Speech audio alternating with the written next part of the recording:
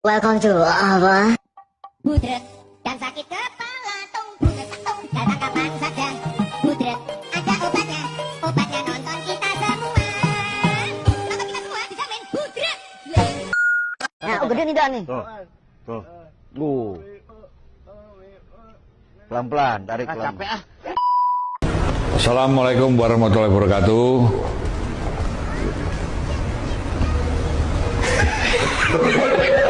Apa nih?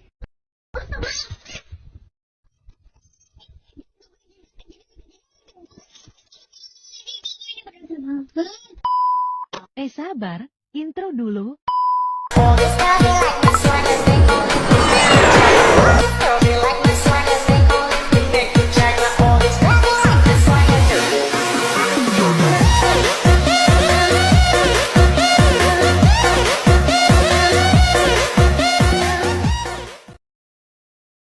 Assalamualaikum warahmatullahi wabarakatuh.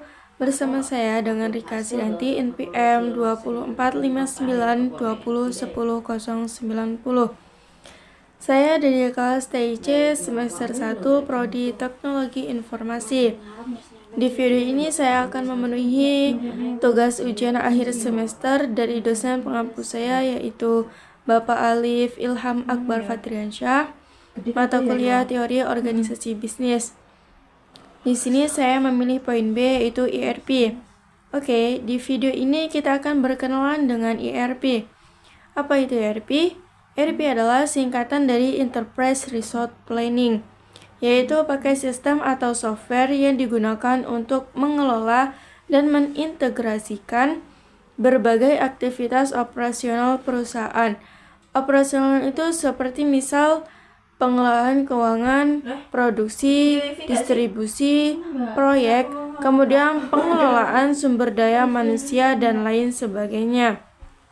Nah, memang dulunya ERP ini lebih dikenal di kalangan perusahaan-perusahaan besar, tapi kini sudah populer juga di kalangan UKM. Karena sistem ini terintegrasi sehingga informasi akan real time dari setiap divisi, sehingga dapat membantu dalam pengambilan keputusan serta dapat meminimalisir terjadinya redundansi data. Nah, manfaat dari ERP yang pertama, hasil studi 33% perusahaan yang menerapkan ERP dapat menghemat biaya dan waktu dalam manajemen. Karena sistem terintegrasi dari berbagai divisi jadi satu, bisa mengurangi proses yang memakan waktu lama serta dapat menghindari duplikasi data atau redundansi data. Nah, kita tahu kalau ada duplikasi data, maka harus ada proses penyesuaian. Penyesuaian itu biasanya memakan waktu yang cukup lama.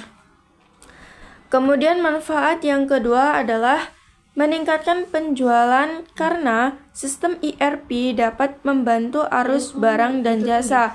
Salah satu modul ERP adalah produksi barang dan jasa, sehingga jika ada arus produksi dapat dimonitoring dengan baik, bisa fokus pada kinerja di bagian pemasaran, kemudian penjualan, dan lain sebagainya. Kemudian manfaat yang ketiga adalah dapat mengurangi resiko bangkrut. Bagaimana ceritanya kok bisa mengurangi resiko bangkrut? Karena di dalam ERP itu bisa memonitoring atau mengontrol kesehatan perusahaan, entah dari kesehatan produksinya, kesehatan keuangan, dan lain sebagainya. Ketika kita sudah memonitoring itu, kondisinya seperti ini, maka bisa lebih cepat dalam pengambilan keputusan. Harus seperti ini dan sebagainya.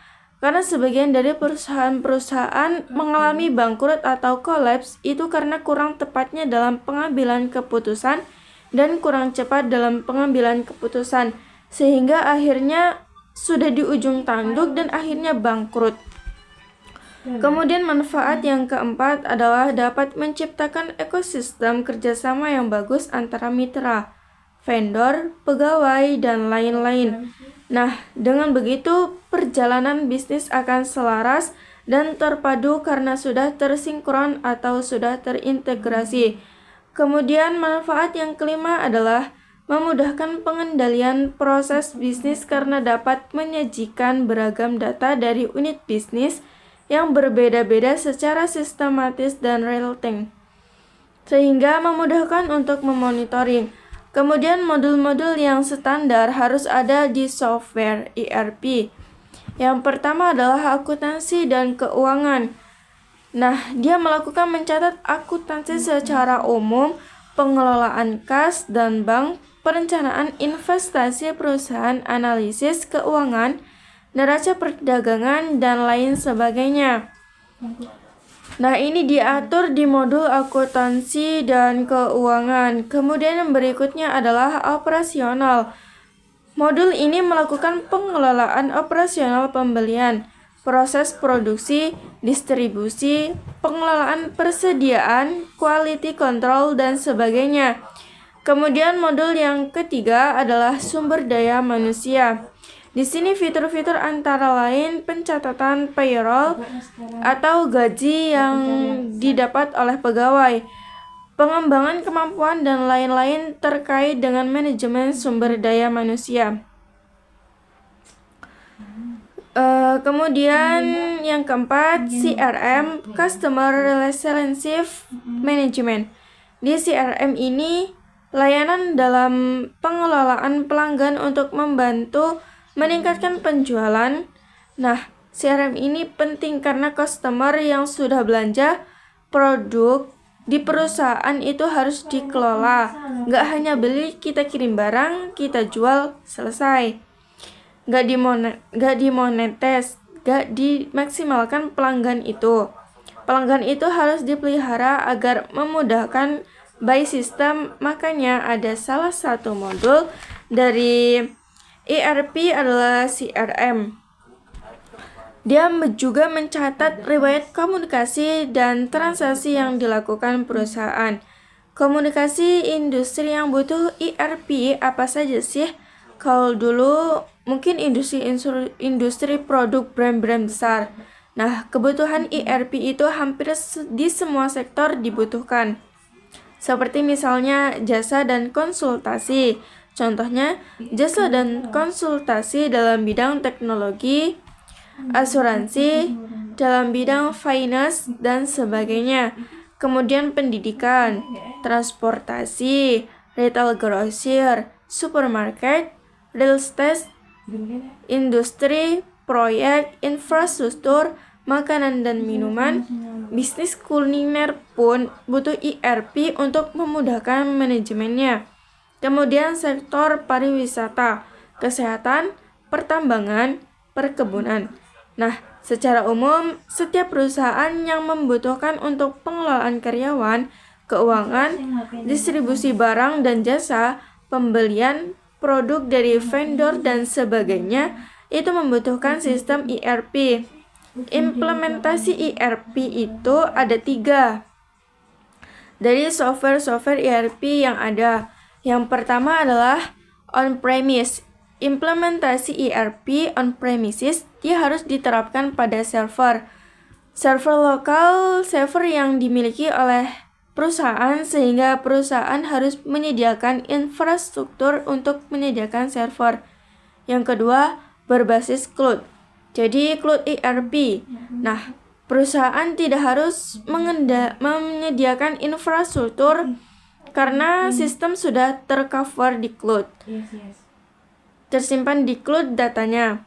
Nah, kebutuhan biayanya lebih kurang dibandingkan on-premise karena hanya membutuhkan biaya untuk sewa server cloud-nya saja. Kemudian yang ketiga adalah hybrid, kombinasi antara server on-premises sama cloud. Jadi dia dikombinasi. Biasanya yang sudah menerapkan hybrid dengan menggunakan on-premises kemudian pengen diterapkan di cloud. Jadi cloud ini biasanya untuk backup. Kalau misalkan server on-premises-nya down, dia akan di-cover oleh server cloud jadi sebagai backup-nya saja. Kemudian kapan baiknya menggunakan ERP? Yang pertama itu, ketika staf menghabiskan banyak waktu pada tugas yang semestinya tidak dilakukan secara manual. Yang kedua, Anda tidak memiliki akses data yang cepat dan mudah, maka kita harus nerapin ERP ya.